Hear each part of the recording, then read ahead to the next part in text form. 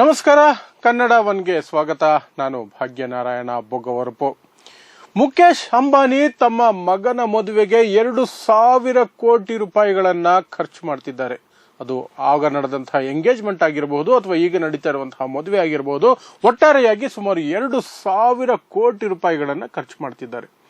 ಗುಜರಾತಿಗಳು ಅಂದ್ರೆ ಒಂದೊಂದು ರೂಪಾಯಿಗೂ ಲೆಕ್ಕ ಇಡುವಂತವರು. 1 ರೂಪಾಯಿ ಖರ್ಚು ಮಾಡಬೇಕಾದ್ರೆ ಅದರಿಂದ ಎಷ್ಟು ವಾಪಸ್ ಬರುತ್ತೆ ಅನ್ನುವಂತಹ ಲೆಕ್ಕದಲ್ಲಿಯೇ ಅವರು ಖರ್ಚು ಮಾಡುವಂತವರು. ಅಂತಹ ಗುಜರಾತಿಗಳು, ಅದರಲ್ಲೂ ವಿಶೇಷವಾಗಿ ಅಂಬಾನಿ ಕುಟುಂಬ ಇಷ್ಟು ಖರ್ಚು ಮಾಡ್ತಿದೆ ಮದುವೆಗೆ ಅಂದ್ರೆ ಯಾವ ಕಾರಣಕ್ಕೆ ಇಷ್ಟೊಂದು ಖರ್ಚು ಮಾಡ್ತಿದೆ? ಮಗನ ಮದುವೆ ಅನ್ನೋ ಕಾರಣಕ್ಕೆ ಖರ್ಚು ಮಾಡ್ತಿದ್ದಾರಾ ಅಥವಾ ಬೇರೆ ಏನಾದ್ರೂ ಕಾರಣ ಇದೆಯಾ ಅನ್ನುವಂಥದ್ದು ಈಗ ನಡೀತಾ ಇರುವಂತಹ ಚರ್ಚೆ. ಇನ್ನೊಂದು ಮಾತು ಅಂದ್ರೆ, ನಿಜವಾಗ್ಲೂ 2,000 ಕೋಟಿಗಳನ್ನ ಖರ್ಚು ಮಾಡ್ತಿದ್ದಾರಾ ಅಂತ ನೋಡೋದಾದ್ರೆ ಹೌದು ಅನ್ಸುತ್ತೆ. ಯಾಕಂದ್ರೆ ನಮಗೆ ಮೇಲ್ನೋಟಕ್ಕೆ ಕಂಡು ಬರೋ ರೀತಿಯಲ್ಲಿ ಅಷ್ಟು ವೈಭವೋಪೂರಿತವಾಗಿ ಈ ಮದುವೆಯನ್ನ ಮಾಡಲಾಗ್ತಿದೆ. ಅಷ್ಟು ಹೈಫೈ ಆಗಿ ಸಿಂಗರ್ಗಳನ್ನ ಕರ್ಕೊಂಡ್ಬಂದು ಅವ್ರಿಗೆ 80-100 ಕೋಟಿಗಳನ್ನ ಕೊಡ್ತಾ ಇರುವಂತಹದ್ದು. ಎಲ್ಲ ಸೆಲೆಬ್ರಿಟಿಗಳನ್ನ, ಭಾರತದ ಎಲ್ಲ ಸೆಲೆಬ್ರಿಟಿಗಳನ್ನ ಕರ್ಕೊಂಡ್ಬಂದು ಅವ್ರ ಕೈಲಿ ಡ್ಯಾನ್ಸ್ ಮಾಡಿಸಿ ಅವ್ರಿಗೆ ಕೋಟ್ಯಾಂತರ ರೂಪಾಯಿ ಕೊಡ್ತಿರುವಂತಹದ್ದು, ಕೋಟ್ಯಾಂತರ ರೂಪಾಯಿಗಳ ಗಿಫ್ಟ್ ಗಳನ್ನ ಕೊಡ್ತಾ ಇರುವಂತಹದ್ದು. ಎಲ್ಲ ಪೊಲಿಟಿಷಿಯನ್ಸ್, ಬಿಸಿನೆಸ್ ಮ್ಯಾಗ್ನೆಟ್ಸ್ ಎಲ್ಲರನ್ನ ಕರೆದು ದೊಡ್ಡ ಮಟ್ಟದಲ್ಲಿ ಮಾಡ್ತಾ ಇರುವಂತಹದ್ದು. ಜೊತೆಗೆ ಮದುವೆಗೆ ಆಮಂತ್ರಣ ಪತ್ರ ಏನಿತ್ತು ಅದು ಚಿನ್ನವನ್ನ ಲೇಪಿತ ಪತ್ರವನ್ನ ಮಾಡಲಾಗಿತ್ತು. ಅದಕ್ಕೆ 1.5 ಲಕ್ಷ ರೂಪಾಯಿ ಒಂದು ಪತ್ರಿಕೆಗೆ ಖರ್ಚಾಗಿತ್ತಂತೆ. ಸೊ ಈ ಎಲ್ಲವನ್ನು ನೋಡಿದಾಗ ಹೌದು, 2,000 ಕೋಟಿ ರೂಪಾಯಿಗಳನ್ನ ಅಂಬಾನಿ ಖರ್ಚು ಮಾಡ್ತಿದ್ದಾರೆ. ಆದ್ರೆ ಯಾಕೆ ಅಷ್ಟು ಕಾಸ್ಟ್ಲಿ ಮದುವೆ ಮಾಡುವಂತಹದ್ರ ಹಿಂದೆ ಏನಾದ್ರೂ ಇದೆಯಾ ಅನ್ನೋದು ನೋಡೋದಾದ್ರೆ ಒಂದಷ್ಟು ವಿವರಗಳು ನಮಗೆ ಹೊರಗೆ ಬರ್ತವೆ.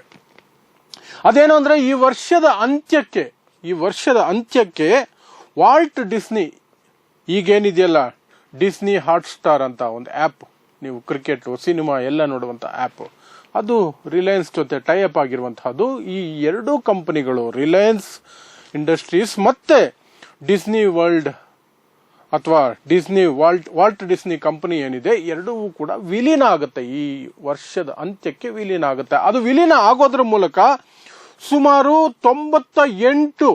98 ಮನೋರಂಜನಾ ಚಾನೆಲ್ಗಳು, ಎಂಟರ್ಟೈನ್ಮೆಂಟ್ ಚಾನೆಲ್ಗಳು ಅಂಬಾನಿಯ ಕೈಗೆ ಬರ್ತವೆ, ಅಂಬಾನಿಯ ಒಡೆತನಕ್ಕೆ ಒಳಪಡ್ತವೆ, ವಯೋಕಾಮ್ 18 ಹೆಸರಿನಲ್ಲಿ. ಸೊ ಈ ವರ್ಷದ ಅಂತ್ಯಕ್ಕೆ ಈ ವಿಲೀನ ಪ್ರಕ್ರಿಯೆ ಆಗೋದಿದೆ.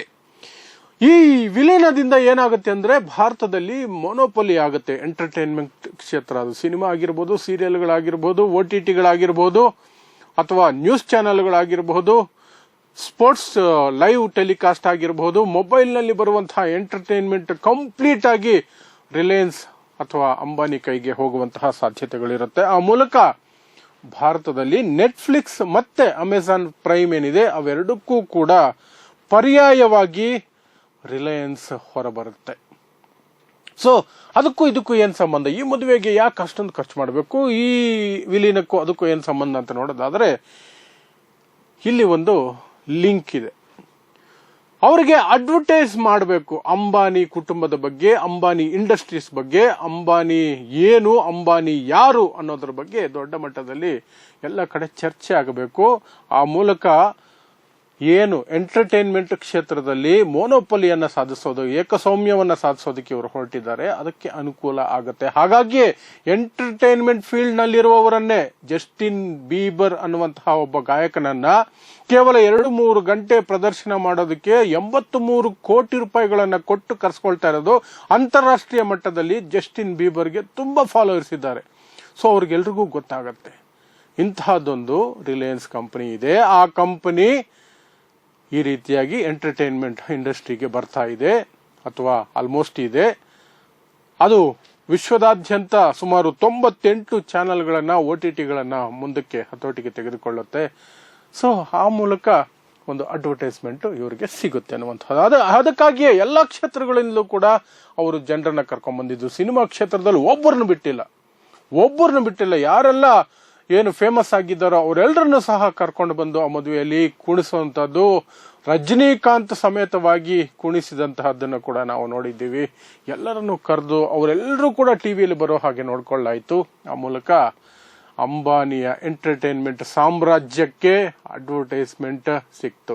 ಇಷ್ಟು ಜನರನ್ನ ಅಡ್ವರ್ಟೈಸ್ಮೆಂಟ್ಗೆ ಅಂತ ಬಳಸ್ಕೊಂಡಿದ್ರೆ, ಅಡ್ವರ್ಟೈಸ್ಮೆಂಟ್ಗೆ ಅಂತ ಕಾಂಟ್ರಾಕ್ಟ್ ಮಾಡಿಕೊಂಡು ಅವರನ್ನ ಬರೋ ಹಾಗೆ ಮಾಡಿದ್ದಿದ್ರೆ 20-30 ಸಾವಿರ ಕೋಟಿ ಬೇಕಾಗಿತ್ತು ಅಡ್ವರ್ಟೈಸ್ಮೆಂಟ್ ಮಾಡೋದಕ್ಕೆ, ಜಾಹೀರಾತುಗಳನ್ನು ಮಾಡೋದಕ್ಕೆ. ಇಷ್ಟು ದೊಡ್ಡ ದೊಡ್ಡ ನಟರನ್ನ, ಸ್ಟಾರ್ಗಳನ್ನ, ನಟಿಯರನ್ನ, ಪೊಲಿಟಿಷಿಯನ್ಸ್ ಅನ್ನ ಕರ್ಕೊಂಡ್ಬರ್ಬೇಕಾದ್ರೆ. ಆದರೆ ಇಲ್ಲಿ ಕೇವಲ 2,000 ಕೋಟಿ ರೂಪಾಯಿಯಲ್ಲಿ ಎಲ್ಲ ಆಗೋಯ್ತು.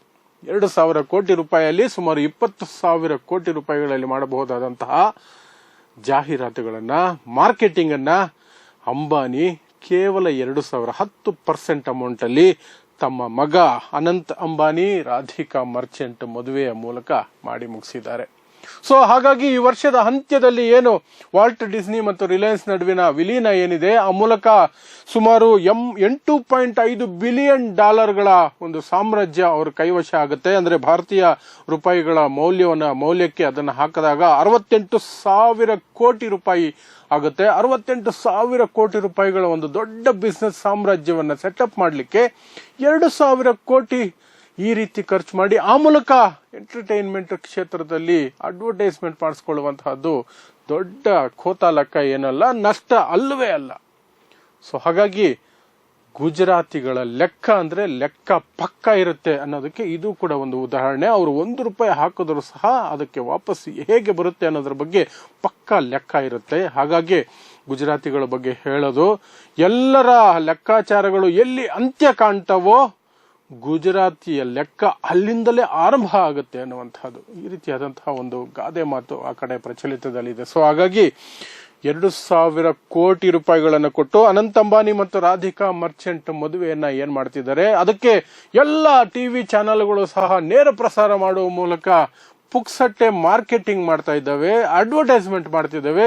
ಆ ಮೂಲಕ ಇಂಡಸ್ಟ್ರಿಯಲ್ಲಿ ಅಂದ್ರೆ ಎಂಟರ್ಟೈನ್ಮೆಂಟ್ ಇಂಡಸ್ಟ್ರಿಗೆ ಬರ್ತಾ ಇರುವಂತಹ ಈ ದೊಡ್ಡ ಸಾಮ್ರಾಜ್ಯಕ್ಕೆ ಎಂಟರ್ಟೈನ್ಮೆಂಟ್ ಇಂಡಸ್ಟ್ರಿಯ ಪ್ರತಿಯೊಬ್ಬರು ಅಂತಾರಾಷ್ಟ್ರೀಯ ಮಟ್ಟದಲ್ಲಿ WWE ಇಂದ ಹಿಡಿದು ಫಾರಿನ್ ಪಾಪ್ ಸಿಂಗರ್ಗಳಿಂದ ಹಿಡಿದು ಎಲ್ಲರನ್ನೂ ಸಹ ಕರ್ಕೊಂಡು ಬಂದು ಭಾರತದಲ್ಲಿರುವಂತಹ ಇಡೀ ಬಾಲಿವುಡ್, ಸೌತ್ ಇಂಡಿಯನ್ ಆಕ್ಟರ್ಸು, ಎಲ್ಲ ದೊಡ್ಡ ದೊಡ್ಡ ಸ್ಟಾರ್ಗಳನ್ನ ಕರ್ಕೊಂಡ್ಬಂದು ಅಡ್ವರ್ಟೈಸ್ಮೆಂಟ್ ಅನ್ನ ಅಡ್ಡದಾರಿಯಲ್ಲಿ ಮಾಡ್ತಿದ್ದಾರೆ ಅಂತಲೇ ಹೇಳಬೇಕು.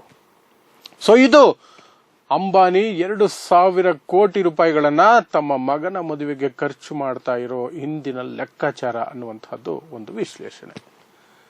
ಸೊ ನೋಡ್ತಾ ಇರಿ ಸಮಾಜಕ್ಕಾಗಿ ಕನ್ನಡ 1 ನ್ಯೂಸ್. ನಮಸ್ಕಾರ.